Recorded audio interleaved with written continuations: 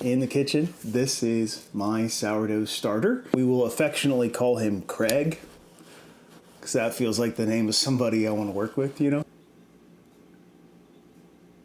I used to think that my life had to be fast and meaningful and constantly evolving, constantly changing, constantly improving. And then I found this thing called baking, and it really threw all that other stuff out of the window. Because the reality of, not just baking the occasional recipe, but learning the basics of baking, it requires a few things.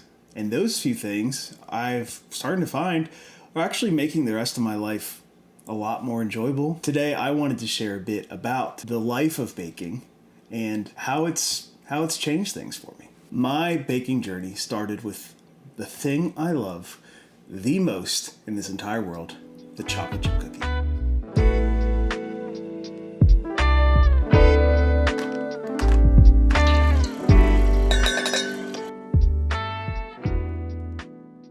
One day I had this idea. What if I could make my favorite cookie at home? Then I wouldn't need anybody else's cookies. The idea of having the chocolate chip cookie of my dreams on tap in my house set me on this journey to learn how to make my favorite chocolate chip cookie. I say this with the utmost respect to other cookies. Not the best cookie in the world, but my best cookie in the world. What's the one that I want to eat on my deathbed? And so that sent me down quite the rabbit hole. It sent me down YouTube, learning from some of the creators in their early days, learning about sugar content, egg content, chopped chocolate versus chipped chocolate, baking warm dough versus cold dough, and so on and so forth. Lots of failures occurred, but lots of great cookies were had. And at the end of the day, I was left with this recipe that is my favorite cookie. It borrows from my coffee background. It is nutty and rich and is a big cookie. All the things that I loved about cookies, this thing was. I learned so much about the science and the reaction of cookie making that it also led me to think,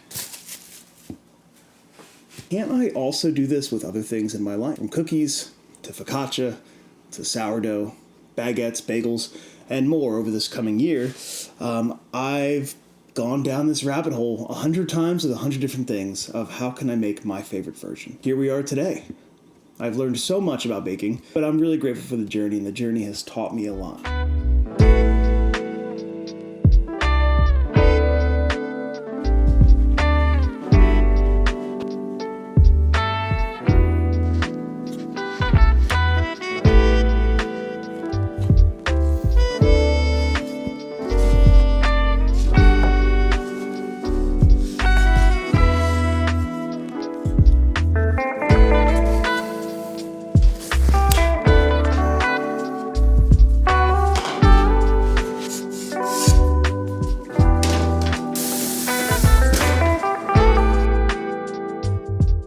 See, the beauty of baking is that it's a process.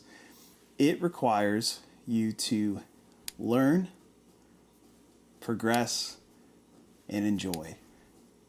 Learning, as we talked about before, you're learning so much about dough hydration, bread theory, yeast activation, even things like feeding your starter and shaping dough and all of these things. And right now, as we're baking some ugly looking baguettes, I'm learning a lot. The beauty is if you invest in the learning, if you invest in the progression, you also get to invest in the enjoyment. See, it's not just patience, but it's patience with the process. You could have two doughs that are identical, but one receives better shaping, better tension, and better spring in the oven, and it comes out drastically better than the other one. Even though the other one is the same ingredients and sort of the same method, it's not as good as the first because it has that care, that knowledge, and that progression, and ultimately more enjoyment.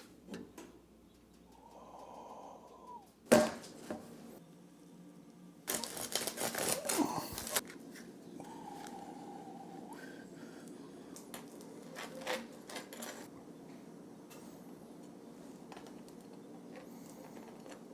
the end of the day, the learning and the progression, it's not worth much if there's not a little bit of enjoyment at the end. I mean,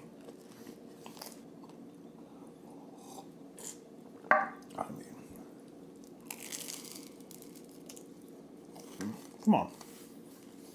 Look at that.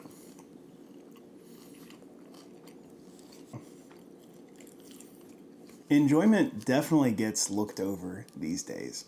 And in some ways, as you get older, it becomes more and more of an art. For me personally, and I'm sure for a lot of you, like we're driven by succeeding, progressing, doing the next thing, doing the new thing, doing it bigger, doing it better. But there are also moments that we need to stop, look around, see what we've accomplished, and enjoy it and celebrate it. I think one of the best parts about baking is that enjoyment is built in. You have these stretches of planning, you know, when you're going to feed your starter, when you're going to make your dough, when you're going to do your bulk fermentation, when you're going to shape, when you're going to bake, and then of course, when you're going to eat. And I think my life since I've started baking has taken on this effect of like these long sprints of focus, of attention, of system, of planning and execution, and then these moments of rest and enjoyment. And that's one of the things that baking has brought to my life, is that it's produced something and spend time with it and appreciate it and see the detail. You know, for me today, looking at these loaves, like, yeah, I'm looking at this webbing and this crumb, and I'm feeling like really proud of the effort of the cook. I'm seeing good shaping, good blistering.